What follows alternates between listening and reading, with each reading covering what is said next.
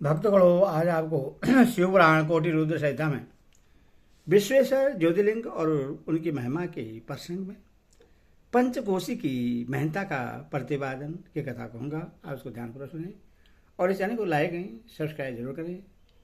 भगवान शिव आपका, आपके परिवार का कल्याण करेंगे। सुनिए। सूत जी कहते हैं, मुनिवरों, अब मैं काशी के विश्वेश्वर नामक ज्योतिर्लिंग का महात्म्य बताऊंगा, जो महापातकों का भी नाश करने वाला है। तुम लोग सुनो। इस भूतल पर जो कोई भी वस्तु दृष्टिगोचर होती है, वह सच्चिदानंद स्वरूप निर्विकार एवं सनातन ब्रह्म रूप है। अपने केवल्य अद्वितीय भाव में ही रहने वाले उन अद्वितीय परमात्मा में कभी एक से दो हो जाने की इच्छा जागृत हुई। फिर वही परमात्मा सगुण रूप में प्रकट हो शिव कहलाए। वे शिव ही पुरुष और स्त्री दो रूपों में प्रकट हो गए। उनमें जो पुरुष था उसका शिव नाम हुआ, और जो स्त्री हुई उसे शक्ति कहते हैं। ओन सच्चिदानंद स्वरूप शिव और शक्ति ने स्वयं अदृष्ट रहकर स्वभाव से दो चेतनों, प्रकृति और पुरुष की सृष्टि की। मुनिवरों, उन दोनों माता पिताओं को उस समय सामने न देखकर वे दोनों प्रकृति और पुरुष महान सहज में पड़ गए। उस समय निर्गुण परमात्मा ने आकाशवाणी प्रकट हुई, तुम दोनों को तपस्या करनी चाहिए, फिर तुमसे परम उत्तम सृष्टि का विस्तार होगा। वही प्रकृति और पुरुष बोले, प्रभु शिव, तपस्या के लिए तो कोई स्थान है ही नहीं, फिर हम दोनों इस समय कहाँ स्थित होकर आपकी आज्ञा का अनुसार तब करें। तब निर्गुण शिव ने तेज के सारभूत 5 कोस लंबे चौड़े शुभ एवं सुंदर नगर का निर्माण किया, जो उनका अपना ही स्वरूप था। वह सभी आवश्यक उपकरणों से युक्त था। उस नगर का निर्माण करके उन्होंने उससे उन दोनों के लिए भेजा। वह नगर आकाश में पुरुष के समीप आकर स्थित हो गया। तब पुरुष श्री हरि ने उस नगर में स्थित हो सृष्टि कामना से शिव का ध्यान करते हुए बहुत वर्षों तक तप किया। उस समय परिश्रम के कारण उनके शरीर से सवे जल की अनेक धाराएं प्रकट हुई, जिनसे सारा शून्य आकाश व्याप्त हो गया। वहां दूसरा कुछ भी दिखाई नहीं देता था। उससे देखकर भगवान विष्णु मन ही मन बोल उठे, यह कैसी अद्भुत वस्तु दिखाई देती है। उस समय इस आश्चर्य को देखकर उन्होंने अपना सिर हिलाया, जिससे उन प्रभु के सामने ही उनके एक कान से मणि गिर पड़ी। जहां वह मणि गिरी, वह स्थान मणिकर्णिका नामक महान तीर्थ हो गया।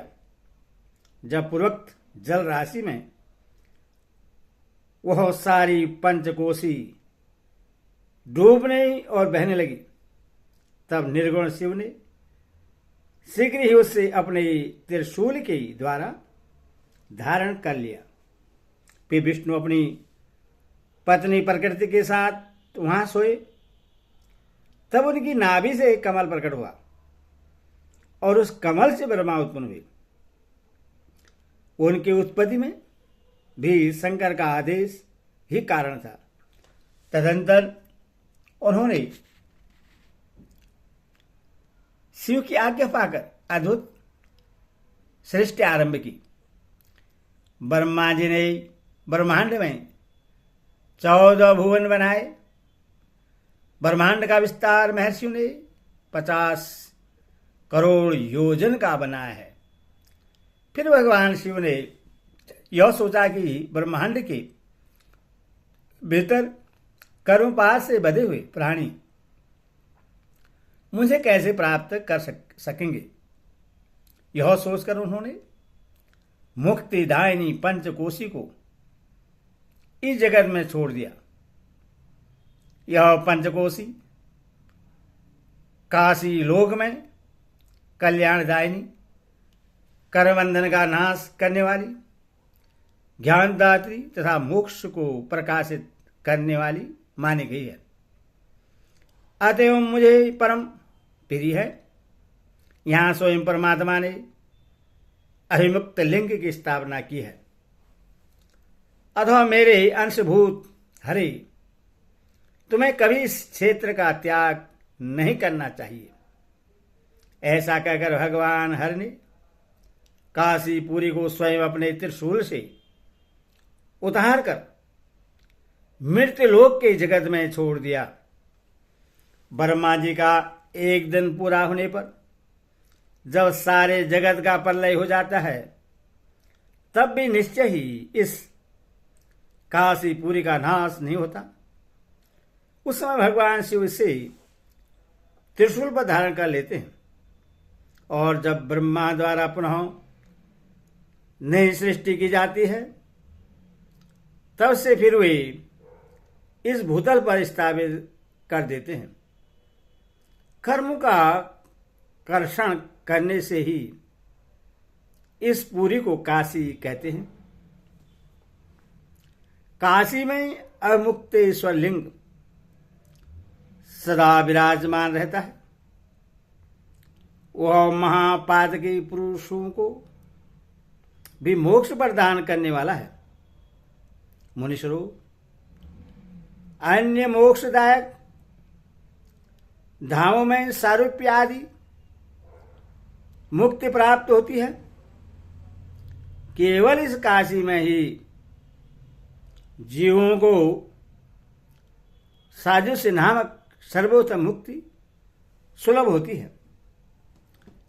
जिनकी कहीं भी गति नहीं है, उनके लिए वाराणसी पूरी ही गति है। महापुण्यवती पंचकोशी करोड़ों हत्याओं का विनाश करने वाली है। वहां समस्त अमरगण भी मरण की इच्छा करते हैं। फिर दूसरों की तो बात ही क्या है। वह शंकर की प्रिय नगरी काशी सदा भोग और मोक्ष प्रदान करने वाली है।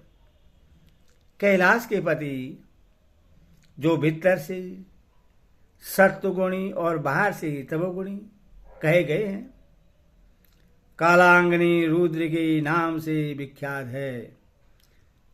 वे निर्गुण होते हुए भी सगुण रूप में प्रकट हुए शिव हैं।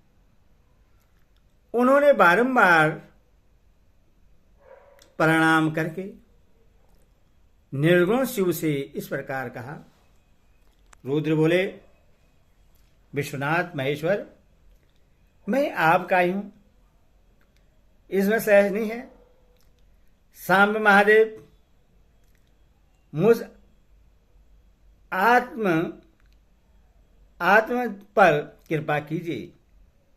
जगतपते, लोकहित की कामना से आपको सदा यही रहना चाहिए। जगन्नाथ, मैं आपसे प्रार्थना करता हूं, आप यहां रहकर जीवों का उद्धार करें।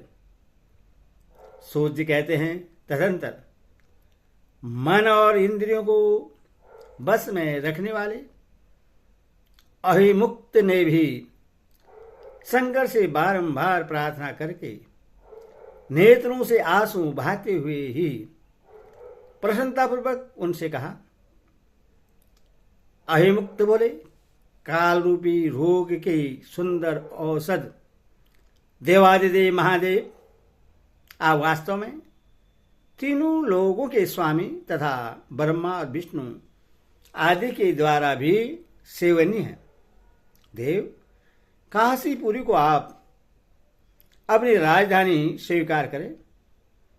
मैं अत्यंत सुख की प्राप्ति के लिए यहाँ सदा आपका ध्यान लगाए स्थिर भाव से बैठा रहूंगा। आप ही मुक्ति देने वाले तथा संपूर्ण कामनाओं के पूरक हैं, दूसरा कोई नहीं। अथवा आप परोपकार के लिए उमा सहित सदा यहाँ विराजमान रहें। सदाशिव, आप समस्त जीवों का संसार सागर से पार करें। हर मैं बारंबार प्रार्थना करता हूं कि आप अपने भक्तों का कार्य सिद्ध करें। सूर्य कहते हैं, ब्राह्मणों, जब विश्वनाथ ने भगवान शंकर से इस प्रकार प्रार्थना की, तब सर्वेश्वर शिव समस्त लोगों का उपकार करने के लिए वहां विराजमान हो गए।